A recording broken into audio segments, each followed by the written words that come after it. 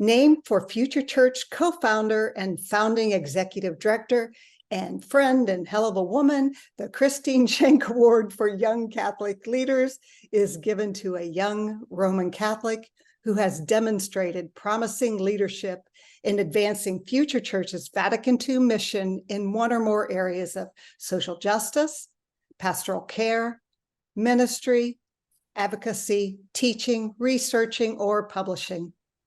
Tonight, we are so honored to present our 2023 Christine Schenk Award to Kate McElwee in celebration and admiration of her uncompromising advocacy for women in the church, and in particular for her leadership on the very successful Votes for Catholic Women campaign, yay, which certainly played a significant role in achieving a historic first for our church.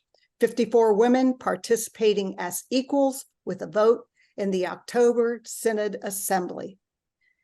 And tonight we are lucky to have our dear friend, Sister Christine Schenk, with us to say a few words about Kate. Again, where to begin? Yeah. Let me just say that I am delighted that Kate McElwee is receiving this award from FutureChurch. She has surely earned the gratitude of Catholic progressives all over the world for her patient, persistent, creative advocacy on behalf of women's full equality in the church. It seems just yesterday that I first met Kate when, in 2011, she attended her first meeting of CORE, Catholic Organizations for Renewal, a national forum of church reform groups. At the time, most CORE leaders were experienced organizers of a certain age. We were also worn out from confronting clergy sex abuse and a decades-long struggle to survive and resist the harsh policies of the John Paul II and Benedict era. So, yes, some of us tended to be a bit jaded. We often argued about whether it was even worthwhile to continue to engage with the institutional church. But FutureChurch is all about engaging with the institutional church, even in the face of its sinfulness and arrogant intractability.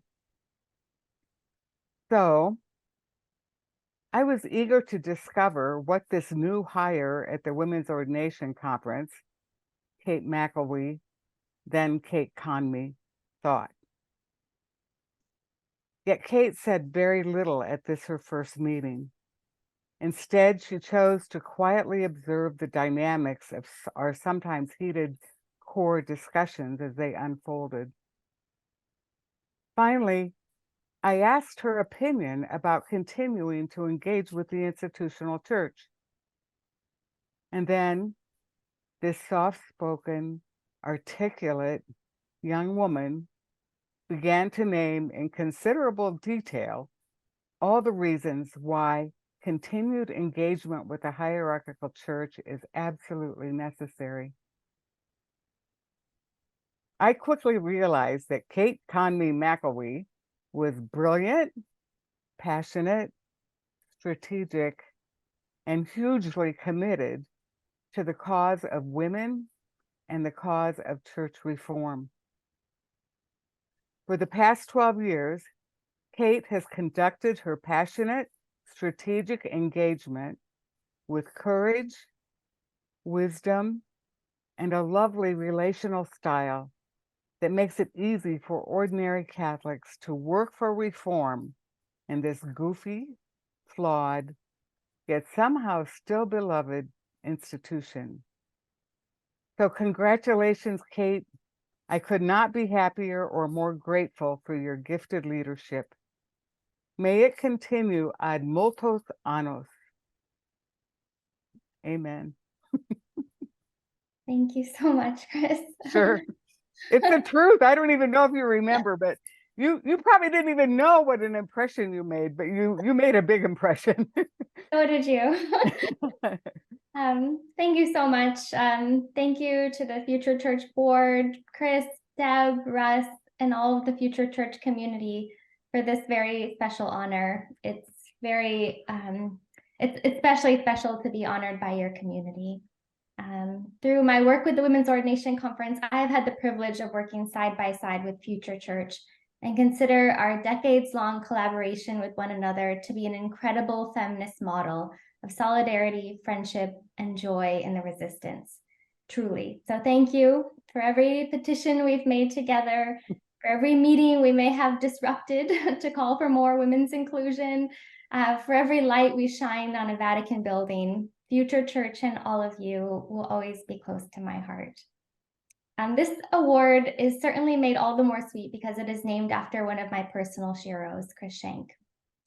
We had the same idea, Chris. I started working at OAC in February 2011. And so my guess, and I know it's confirmed, is the first time I met Chris was at a core meeting in Washington, D.C., just before we witnessed on the lawn of the Vatican Embassy in support of Father Roy, who at the time was making public his refusal to recant his vocal support for women's ordination. I remember Chris being very organized, focused, and passing out resources on women in the diaconate. So that all checks out. But then I went searching in my inbox to see when we might have first corresponded one-on-one. And I found an email from June 2011, just after a conference we had both attended in Detroit. I wrote to express my awe at her gifts of leadership and ministry, and to thank her for suggesting I get on the big stage of that conference and introduce one of the keynote speakers, which I did. So my point is, from a very early start in the movement, I had an incredible, generous, brilliant role model. Someone who shared her liturgical gifts, who dedicated herself to the big vision and the very nitty-gritty hard work, who blazed trails from the parish to the Vatican, who equipped so many Catholics with accessible educational tools and made space for young women, empowered young voices, and gave me a chance. So while I'm beyond grateful to accept this award as a young Catholic leader, even more so, I'm honored to accept the Chris Schenk Award for Catholic leadership. So thank you. And moments like this are real treasures, an invitation to celebrate even in the midst of challenging and painful times. And we in the Church Reform movement, as Chris alluded to, are no strangers to challenging times. And yet just in this past year, we have experienced a significant crack in the stained glass ceiling with the historic development in church history towards greater co-responsibility and equity between men and women at the Synod, namely the shift in church practice to allow women to vote. And I have no doubt that this is the result of sustained advocacy, activism, and the witness of the collaborative Votes for Catholic Women campaign. And I've worked at WALK long enough to know that doors at the Vatican don't open just because people on the inside need some air. They open because of persistent knocking from those on the outside, and that's us. And it worked. Catholics on the ground coming together and not giving up. My husband Josh and I have been watching a show called Welcome to Wrexham about a very unlucky Welsh football soccer team in a depressed town. And the theme song for this season has the chorus, "Don't forget to sing when you win." So if you'll permit me, and please join me in singing a little about this big win. So here's a short timeline and story time about a little campaign called Votes for Catholic Women. So on the last day of the Synod of the Family in 2015, my colleague Miriam Diagnan from WOW and I stood in St. Peter's Square with two signs. One that said, "Want to throw a better Synod? Invite more women." And another one that said, "Ordain women or stop voting without them." We were detained by Italian police for about an hour. And at the end of that synod, one journalist, Tom Rees, asked the question about a brother who had been named to that synod, a non-ordained person who was voting. In 2016, WALK launched the campaign Votes for Catholic Women. We sent our unsolicited votes to the USCCB that year to voting for women's ordination and equality, and not that many people took notice. But in 2018, the Vatican released a list of participants of the Synod on the Youth. And although the number of women participating had increased, none of them would be allowed to vote. When asked by a journalist, the Vatican said, "For now, this is how it is." So I decided to organize a witness in Rome. It was an international group of activists who joined. And the idea was that we wouldn't have signs or banners or anything but our voices and our bodies, that women's voices, bodies, and presence would be enough of a threat. So we gathered, we called ourselves the Back Row Choir, and we had this chant, "Knock, knock, who's there? More than half the church." We called out the names of bishops and cardinals who were processing into the Synod Hall, as if to say, "We see you, and please remember your sisters who wait outside." We were harassed by Vatican police, and I was manhandled and held and bruised on my arm by the police. We were praying the rosary, and the police were on horseback. So it was just an incredible scene. But those knocks were truly heard around the world. My sister in the struggle, Deb, and I were deemed modern-day suffragists by the New York Times, and the media became obsessed with our campaign. With FutureChurch, we launched a petition together that had close to 10,000 signatures in just 2 weeks, and the issue became a huge part of the Synod conversation. Cardinals, bishops, sisters, and lay participants were asked daily what they thought about women voting. We changed the agenda.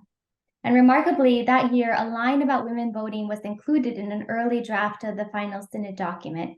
It was later removed, but due to the pressure the Vatican faced from our efforts, the final Synod document called the inclusion of women in decision-making structures a duty of justice.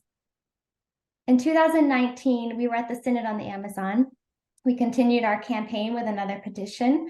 Deb and I projected Votes for Catholic Women lights onto Vatican buildings. We were with a delegation of international sisters from Switzerland who had capes that had hashtag Votes for Catholic Women on it, and we were supported widely on social media. And quickly, the cause became bigger than us.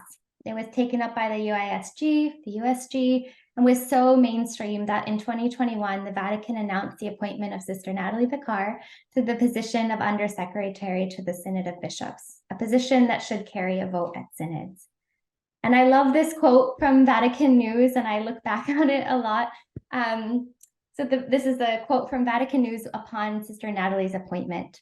"During the last synods, numerous Synod fathers emphasized the need that the entire church reflect on the place and role of women in the church. Even Pope Francis highlighted several times the importance of women being more involved in the process of discernment and decision-making in the church. With the appointment of Sister Natalie Picard and the possibility that she will participate with the right to vote, a door has been opened.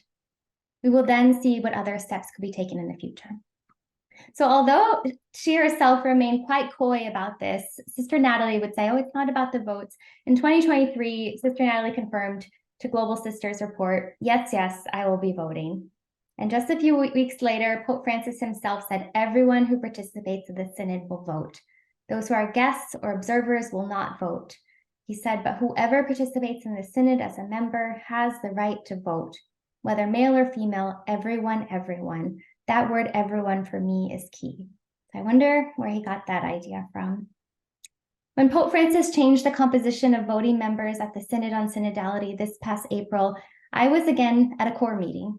I texted Russ that I would be late because I needed to write a quick press release and get ahead of the news.